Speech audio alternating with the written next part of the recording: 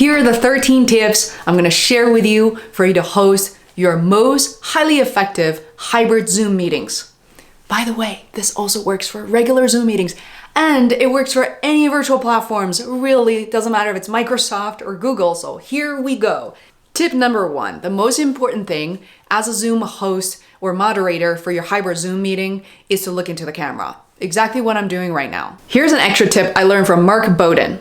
Remember to smile. You can put this sticky note near your computer, laptop somewhere to remember to smile. That smile and eye contact can go a long way, even on bad days when you're feeling bad, when it's rainy outside, when things are not quite going all that well. Put a smile. Look optimistic. Tip number 2. Sometimes there are a lot of people in the meeting. There may be 5, 6 people in the room with you, and then there are 12, 13 others who are calling remotely on Zoom.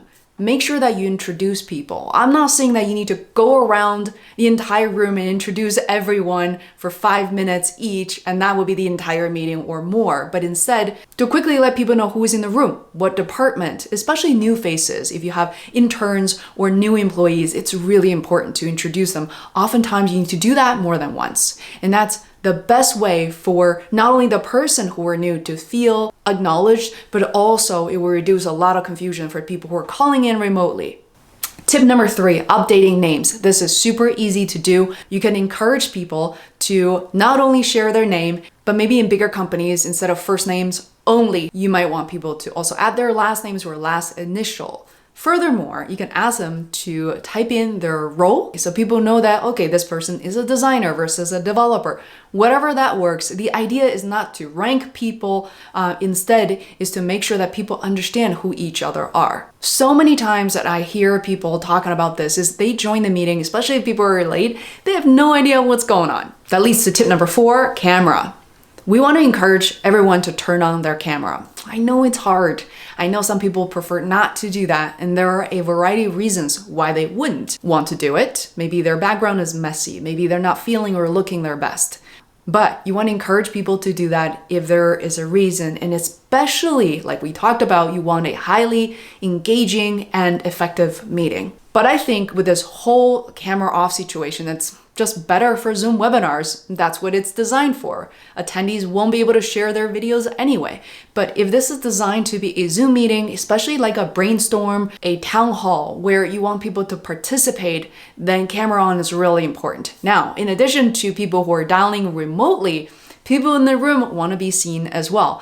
Not just you as a host, as moderator. What you want to do is grab a device you're already familiar with and calling into the same meeting, disconnect the audio from the phone and use it as a camera-only device. This way, people who are calling in remote will not only be able to see you, but everybody else in the room with you as well. And that goes a long way. Let's talk about tip number 5, having a clear agenda. You don't want to come up with the agenda on the fly. I know sometimes we can do that, but in general, the bigger the meeting, the more prepared you want it to be. I argue that even with one other person I'm sharing a Zoom meeting with, I want to make sure the agenda is clear. We know what we're here to accomplish. I think we've all sat in meetings with pointless agenda or completely unclear agenda. You want to include agenda details as part of your invite that's been sent to everybody. If there are any documents to be reviewed, you want to make sure to send them ahead of time, but there's more. One tip I would like to offer is to copy and paste your agenda details inside the chat window of your Zoom application. This way, as soon as people log in, that's after you as a host or a moderator, they're able to see that immediately. And you might have to point and let people know that it's there. And once people understand the format, even if they're joining in late one day, they know exactly where to go, which is the chat window, and they'll be able to find the agenda details. Tip number 6 is really important. It's about creating a positive learning and feedback environment. Let's talk about learning. You as a Zoom host or moderator, you probably have picked up a lot more than your participants in terms of the technical skills, how to run these meetings, or by watching this very video, you can actually share that with your participants and attendees, believe it or not. We need to embrace the vulnerability of the fact that we're all learning how to do this. The pandemic was clearly new to everyone, so if you have picked up a tip here or there, such as how to look better on camera, how to improve audio quality, you can actually share that quickly for your attendees. They actually appreciate it very much. And the same goes for feedback. What I usually do at the end of my Zoom meeting, say I have 5 minutes left, instead of rushing through the agenda to say, oh, I didn't get this done, I say, you know what, move this part into our next Zoom meeting, and I'm gonna clarify when that meeting is gonna be and make sure that it still works for everyone. But it could also be an opportunity where you check in with everyone to say, hey, what do you think? How did it go? And make it very conversational. And so people have the opportunity to share their feedback with you live. But if people are uncomfortable, you do have alternatives, or especially if the meeting is super big, what you can do is to say, hey, I'm gonna follow up with a survey, or click on the link in the chat window. I just shared a survey. It's anonymous, or we encourage you to leave your names if you want to follow up with them, and make sure that people can share some feedback. The surveys do not have to be complicated. It could literally be about, 3 questions with an open-ended, type whatever else that comes to mind here. You can ask people things like, what went well, not so well, and anything else that comes to mind. Start doing, stop doing, or continue doing. You will get so much out of those conversations. Tip number 7, it's about active listening. As a Zoom host or moderator, especially during hybrid Zoom sessions, I've noticed a couple of things. Sometimes it is kind of natural or unintended for the host to only focus on people in the room, or only people who are calling in remotely, or even favoring a particular person. You have to prevent yourself from doing that. Even write down notes. Once again, the tendencies you tend to have, maybe watch some of your Zoom recordings, it'll become really obvious. Maybe gathering certain things from the feedback. You want to make sure that people truly feel included, that their opinions are being valued and being heard. So one of the things that you need to do as an active listener is to make sure you pitch questions to everyone and not only target it at very specific people. But also, once you ask a question, you actually have to wait for the answer as well. With Zoom, it can be a little awkward due to connection speed, or sometimes people not be able to hear you directly or right away. It takes them a little bit of time to process and be able to provide an answer. You don't want to give up on them super quickly. Do not interrupt. Do not change their answers, or do not even change your questions. That's something I learned from body language expert Mark Bowden. Once we ask a question, and if the other person doesn't answer right away, we start changing it, changing the agenda or direction altogether. Be patient. It's not just okay, it's much better to give that space.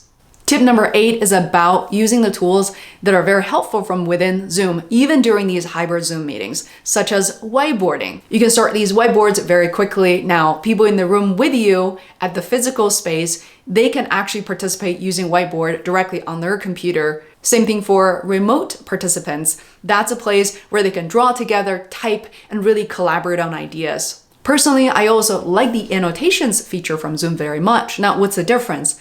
The whiteboard feature is literally people participating, drawing, typing on a whiteboard, but an annotation basically is for instance, for the host or co-host to be able to point and draw on the screen.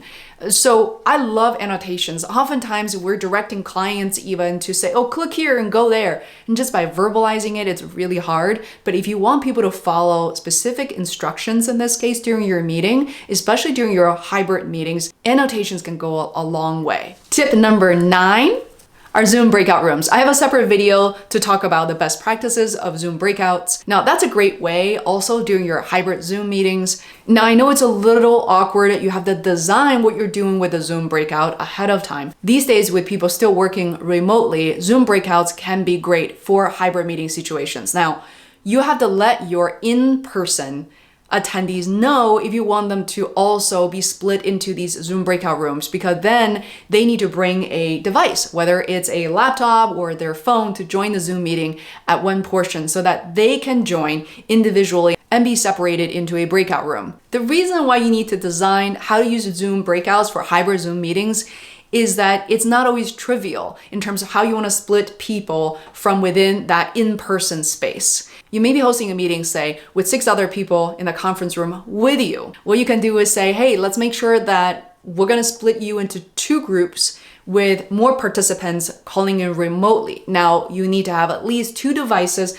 whether it's a laptop or a mobile phone, and you can then sit together. That will be one group. Now, I come from a marketing and consulting background. For more than a decade, I've only been in offices where there are intentionally a lot of breakout rooms, meaning you will leave this main conference room with 10, 20, 30 people, and you're gonna naturally break into these separate rooms. And these breakout rooms are smaller by design. If you have opportunities like this, you're able to break up people in that in-person physical space into separate groups as well, and then combine those groups with people who are calling in remotely. It can also be very effective. Tip number 10 are Zoom games and icebreakers. When I say Zoom games, I mean, there are a variety of them. You can go to Zoom Marketplace and check them out. There are games for kids, for adults, for parents, for family get-togethers, but they're also games specifically designed for office space. There are also a bunch of Zoom icebreakers. And those are really fun, especially if maybe this is a new hire orientation, or maybe this is like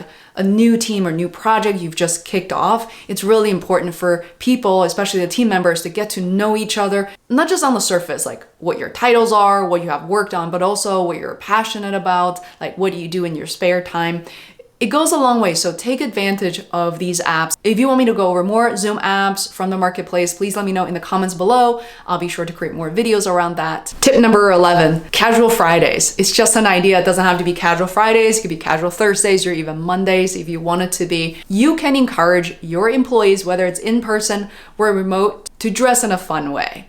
It's like having Halloween every day or every Friday. Who wouldn't want to do that? Make sure you engage people and have fun and help them know that they can relax during your meetings as well. And oftentimes, as a result, they're more engaged and you're going to get more done during that meeting. Also, don't forget to change up the background. We're saying that you can really add your personality. Add a couch, pillows, different color accents, turn on the lights. Ask people to do something really fun and just to show off their space. It doesn't have to be complicated. You can ask people to share one item from their desk that's really special to them. They can tell a story. So this is, by the way, Totoro, and it's really fun. I watched this cartoon so many times growing up.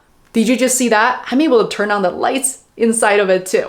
Hey, tip number 12 here. It sounds trivial, but please test your setup. Be vulnerable. You might not get all these points right, have the most fabulous meeting the first time around. Try to ask another in-person attendee to join you in a conference room to make sure all the tech stuff is working properly, and then invite somebody remote to call in and just to see how everything jives together. The last tip is really important. I want to credit Wes Cow, someone I met through Seth Godin's Alt MBA. Check out the article created by Wes, which is called The State Change Method, How to Deliver Engaging Live Lectures on Zoom. Now, the idea is instead of having the speaker and moderator just talk, and talk even more, instead you want to implement and really embrace the state change method, which is talk, and then ask a question, and then create a breakout room.